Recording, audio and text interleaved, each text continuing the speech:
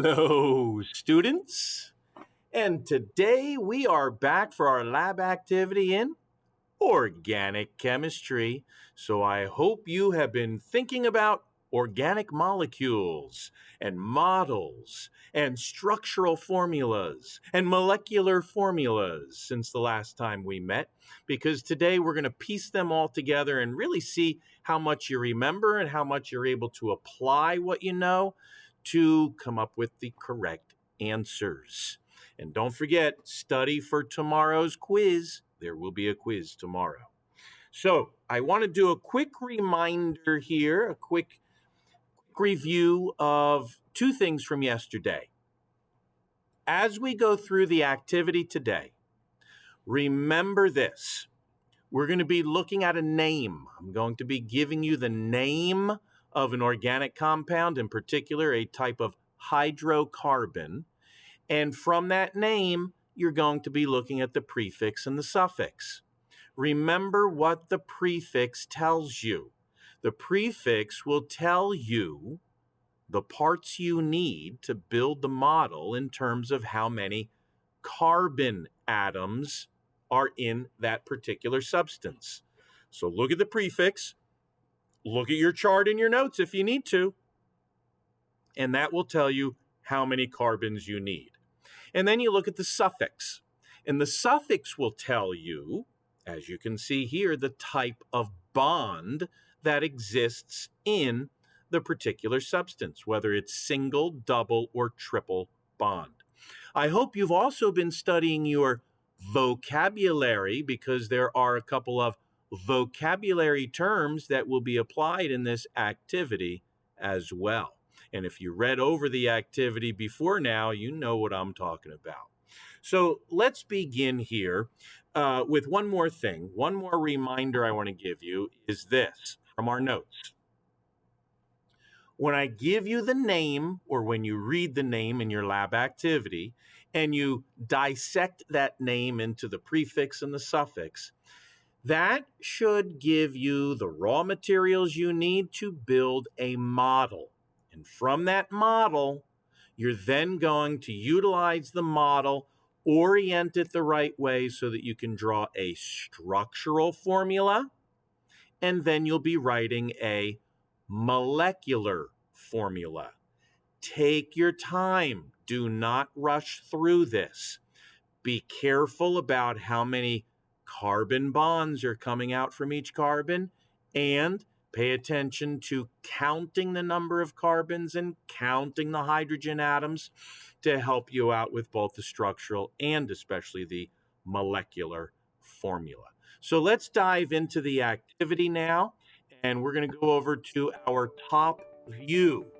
And with our top view, we're going to be using several different parts here. The first part in this activity are the little black spheres with black rods coming out of them, and these will represent the carbon atoms. These are carbon atoms. And the carbon atoms, you will notice, have 4 rods coming out of each carbon atom, again representing the number of 4 valence electrons, which enable it to create 4 covalent bonds with other substances. Now, since we're dealing with hydrocarbons here today, we will also be using little white objects with 1 rod. These will represent the hydrogen atoms. These are hydrogen atoms. And these rods here, these rods are going to represent the covalent bonds. So as we look at these rods, they just slide into our pieces like this. Hydrogen forms 1 covalent bond, and the carbon can form a total of 4 covalent bonds, as we can see here. So at the end of each covalent bond, when we're dealing with hydrocarbons, we've got carbon on one side and hydrogen on the other. So keep that in mind as we explore the basics of our lab activity for today. So we'll begin by looking at the problem. The problem states, how can making models of organic molecules help you write molecular formulas? Here it is. Whoop. Here is the problem in our book. How can making models of organic molecules help you write molecular formulas? Now, before you write your hypothesis, think about it. Think about what a model is. Think about what the molecular formula is.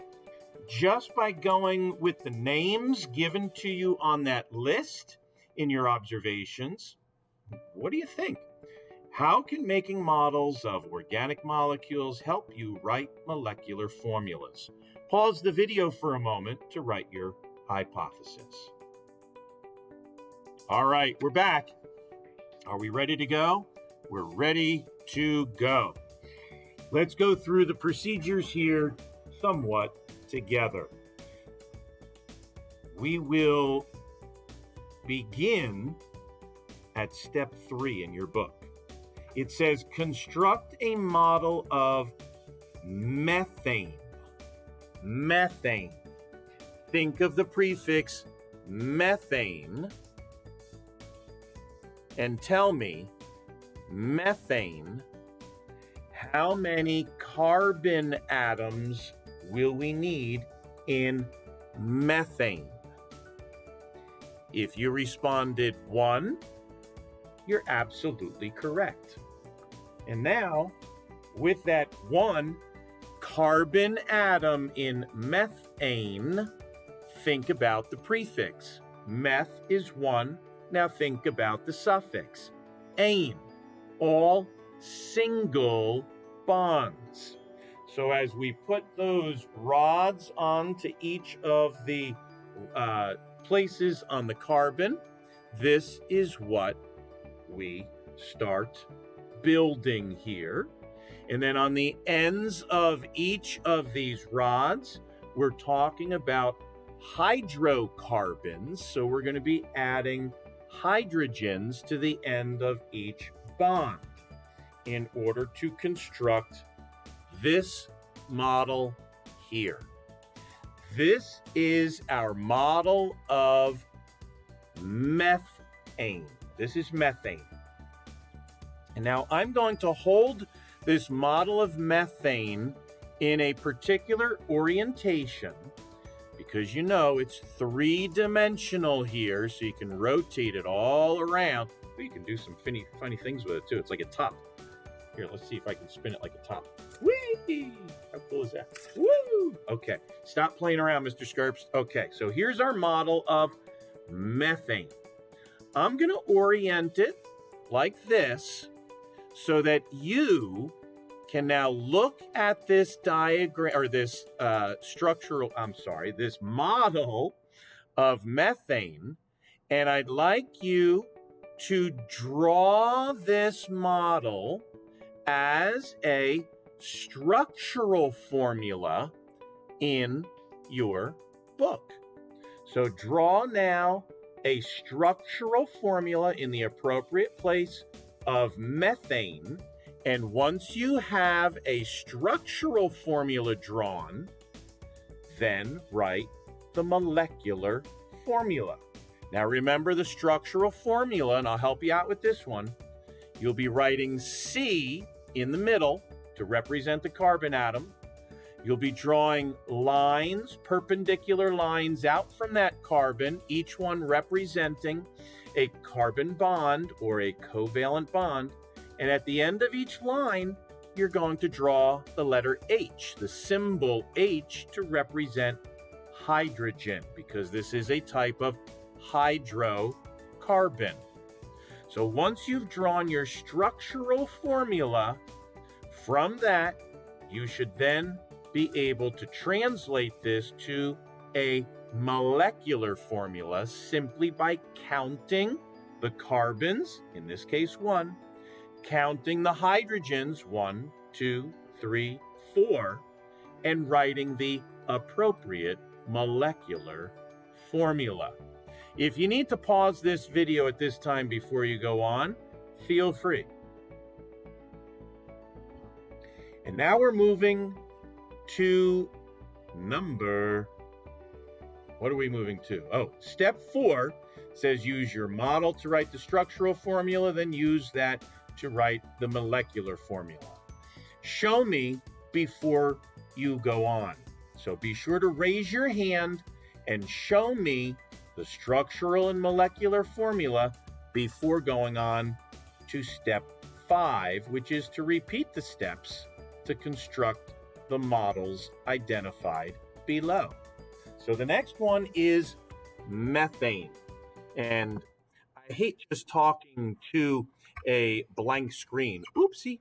So I want to talk to you here face to face. Hopefully you were able to get the methane correct. Did you? Raise your hand if you got it correct. Good. Okay. Because we're just going to build upon the same principle of dissecting the word, looking at the prefix, looking at the suffix, piecing the things together in order to create a model. So as we go back to the overhead view here in our lab, I will then build each model and for you and hold it in an appropriate way in order for you to draw the structural formula and the molecular formula. Please raise your hand after each one so that I can check it and make sure it is correct. So let's go back over to the top view as we explore the next one on the list, which is ethane. Think about ethane. Think about the prefix. Think about the suffix. We'll gather our materials together, and I'll show you what ethane looks like. So here is a model of ethane. Hopefully you have it correct. 2 carbons, and at the end of each carbon, you have your covalent bonds attached to your hydrogens. And so I'm going to notice it is 3-dimensional here. It's kind of like a sawhorse if you orient it in a particular way. But I'm going to hold it for the camera. I'm going to hold it, let's see, I'm going to hold it this way for the camera so that you can see how you can translate this model into a 2-dimensional, oops, I just split it apart. Sorry about that, ethane. Let's do it this way. So that you can go from the model to the structural formula. So take a moment, and if you need more time, you can pause it. But I want you to draw the structural formula for ethane and then the molecular formula. Raise your hand and show me when you're done so I can make sure you've done it correctly. All right, the next one is propane. Propane. Hopefully you remember the prefix prop means 3. And here is a model of propane. And depending upon how you hold the model, to me it looks like a little puppy poodle, a little propane poodle. Can you see it? A little propane poodle. But I'm going to hold it for you in front of the camera in a specific orientation, hopefully making it easier for you to see how you can draw this 3-dimensionally. Can you see it? Can you see it on the camera? I think you can. So draw now the structural and molecular formulas of propane. Pause the video if you need to. All right, our next one is not butane, but butane. And bute, the prefix bute, as you know, refers to the number 4 carbons. So here is our model of butane. And you can twist and turn the model to see what butane looks like. To me, it kind of looks like a very hungry caterpillar. A very hungry caterpillar. But here we go. I'm going to hold butane. For me, it's easier to manipulate the model to help you draw an accurate structural formula for the compound. And in this case, we're talking about butane. So draw your structural formula, and from that, draw your molecular formula. If you need to pause the video, feel free, but this is butane. All right. Our next one is ethene. Think of the prefix F. What does that refer to? Ene. What does the ene mean? The ene means a double bond. So here is our model of ethene. This is ethene. We have two carbons and a double bond between those two carbons, and all of the other rods, all of the other covalent bonds have hydrogens on their ends. So I'm going to hold this for the camera so that you can see and draw a structural formula for ethene. This is ethene. Draw the structural and molecular formulas at this time. Pause the video if you need to. All right, our next one is ethine. Ethine with a Y. Hopefully remember eth, again, means two. Ine refers to a triple bond. So here is our model of ethine. You can twist it all around. This one makes a pretty good top. Whee! Okay. So here's ethine. And again, let me hold it in a position so that you can see it on the screen well. In order to draw your structural formula first, and then your molecular formula. So structural, molecular formula. If you need to pause the video, feel free.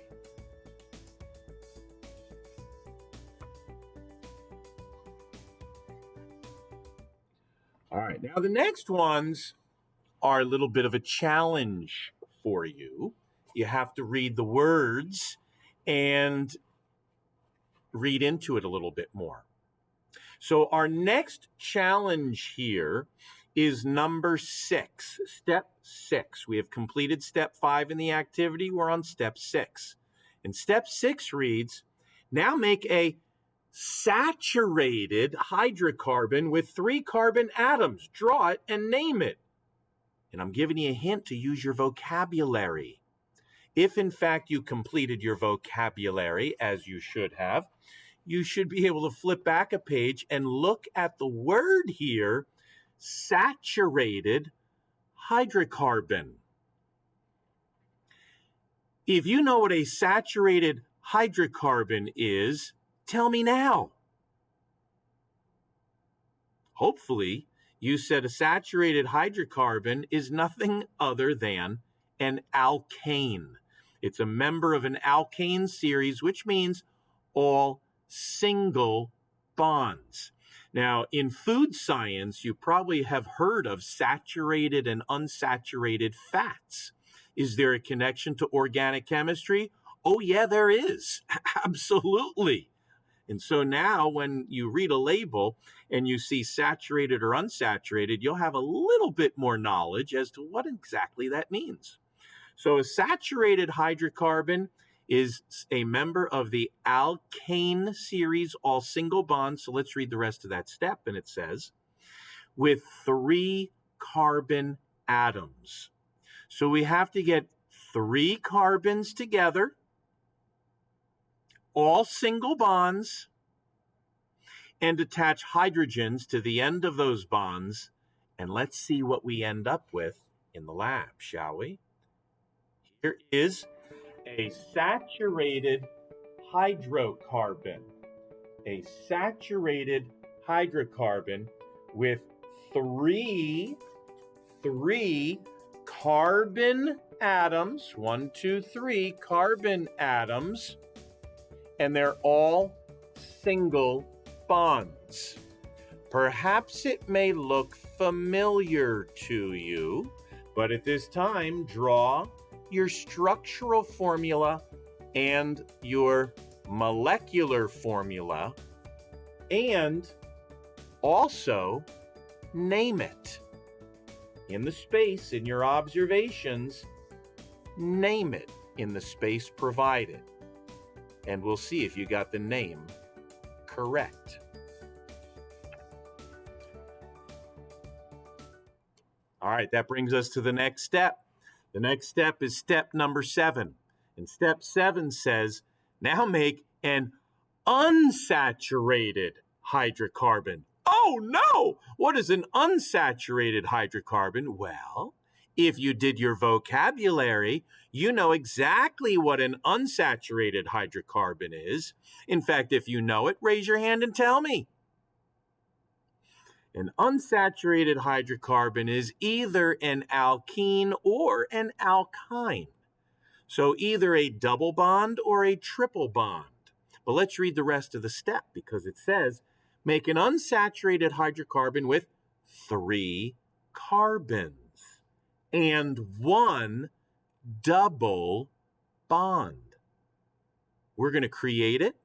We're going to draw the structural and molecular formulas, and then you're going to name it. So let's do this, shall we? So let's go back to the overhead view. And remember, you are creating an unsaturated, meaning it's got either double or triple bonds, with 3 carbons and 1 double bond. So here we go.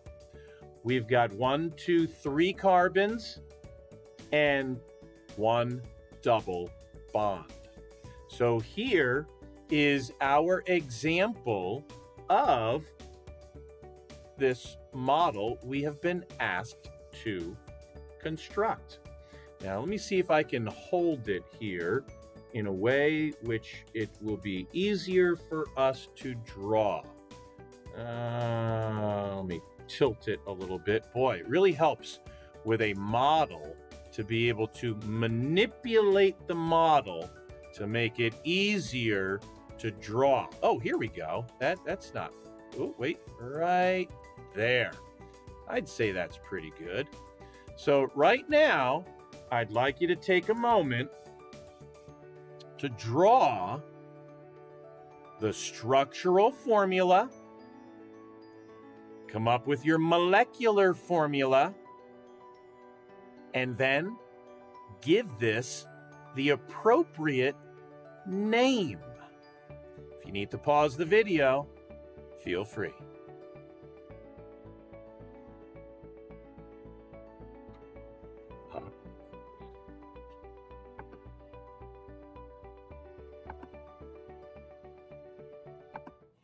Sorry about that delay there. I hit the wrong button again.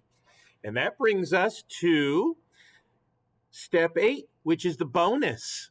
Bonus time. Bingo. Bonus. It says make 2 isomers. Draw them and name them. Now, if there's enough time, you can pause the video now and see if you can come up with them on your own. And I'll give you a hint. Look at yesterday's notes. But if we are running short on time, I will simply show them to you right now as we go back over to the top view. So the challenge here was to create 2 isomers. Two isomers. Now, I'll give you a hint here. I'm going to give you a starting point. This will be our starting point. And again, let me hold it here so we can see it a little bit better. Hold on. Let me manipulate it. Manipulating the model so that we can draw. Oh, that's pretty good, just like that. Draw the structural formula. And here's a challenge for you. I'm not going to tell you what this is. You're going to draw this as your first of the two isomers, and you're going to name this after you've drawn the structural and molecular formula. Name it. Pause the video, and then I'll show you the next one. Okay, we're back, and here is the isomer of the first one. Notice it has the same number of carbons and the same number of hydrogens at the end of each covalent bond. Even though I don't have them there, pretend that they are. I just ran out of hydrogen atoms while doing this model. So draw the structural and molecular formulas and take particular attention to the molecular formulas of this one and the previous one, and then give this one a name. If you need to pause the video to draw the structural and molecular formulas, go for it, and then we'll be back.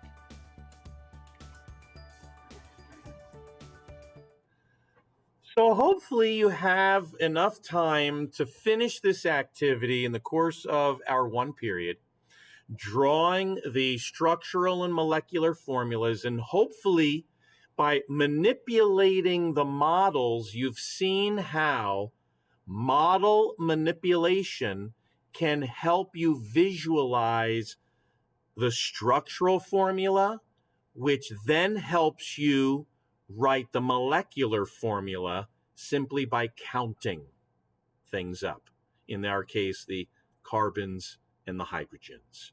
So I hope you found this video helpful in completing your lab activity today. Don't forget to write your conclusion, and certainly study hard for tomorrow's quiz.